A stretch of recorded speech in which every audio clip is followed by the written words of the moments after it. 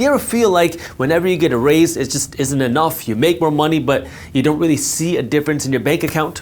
Well, that's kind of by design. Take a look. Our money today cannot buy what it could 10 years ago, and our money is very different than what it was 100 years ago. Take a look. If we look between the years 2019 to 2024, we saw the median household income in America grow by around 20%, while at the same time, reported inflation came in at around 23%, which means if we trust these inflation numbers, the prices of things on average went up by 23%, while you only got a 20% raise if you are a median earner in America, which means you got a raise, but you're poorer now after the raise than you were before.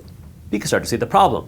While over the same time, the stock market, more specifically the S&P 500, grew by 80%, which means if you are an investor, you got a windfall. Not only did you see your wealth grow faster than your salary, but your wealth also grew faster than the price growth of things. Now you might say, well, Jaspreet, this is just because of the pandemic. Well, let's look back in history a little bit further. Let's take a look at the last 5 decades right before the big inflation post-pandemic. Between 1971 to 2021, we saw household income in America grow by around 700%, which sounds nice, but we have to compare this growth in income to the price growth of things, because we know that just because you got a raise doesn't mean much if the prices of things are rising faster than your incomes. Well, over the same 5 decades, the average new car sold grew by around 840%. The median house in America sold grew by around 1,200%. The average cost of going to a public 4-year university, 1 year of it, grew by around 2,000%, while investors who invested their money in the stock market saw their wealth grow by around 4,000%. And again, this is taking a look at the S&P 500. What does this mean? Well, if you're a median earner, you just kept following the advice that everybody told you, work hard, save some money. Yeah, you got a raise, but you might notice that after this raise, you can't buy as much stuff as you used to before. This is what I call the hidden tax. It's inflation. Inflation disproportionately hurts the people that don't understand how it works, because what inflation does, the byproduct of inflation, is it makes things more expensive. Now you might know that, but here's the part that a lot of people don't know. While inflation also helps increase your wages, what we have seen through time is that wages have not kept up with the price growth of things. This has not happened just post-pandemic. This has been happening decade after decade after decade. And the real kicker here is that between 1971 to 2021, household income has grown 7-fold. But household income is also now based off of 2 income households.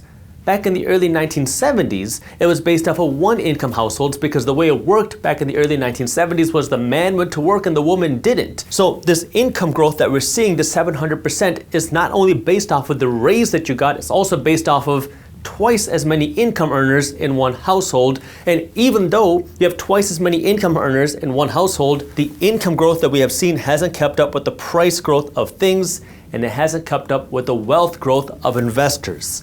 This is that hidden tax. It benefits investors while the average person doesn't even know what's happening. This is why it's so important for people to understand this, because the wealthy understand this and they're taking advantage of this system, and they've been doing that, but everybody else gets left behind. Now, for those of you that are weirdos like me and you want to understand why this is happening, I'll explain that very briefly, and then I'll go over wealth killer number 2. There are 2 years that really changed our money forever, and those 2 years are 1913 and 1971. In 1913, what happened? That was when the Federal Reserve Bank was created. The Federal Reserve Bank is a central bank here in the United States, and although they're technically not a part of the government, they have the ability to control and influence our monetary supply, meaning they have the ability to print money.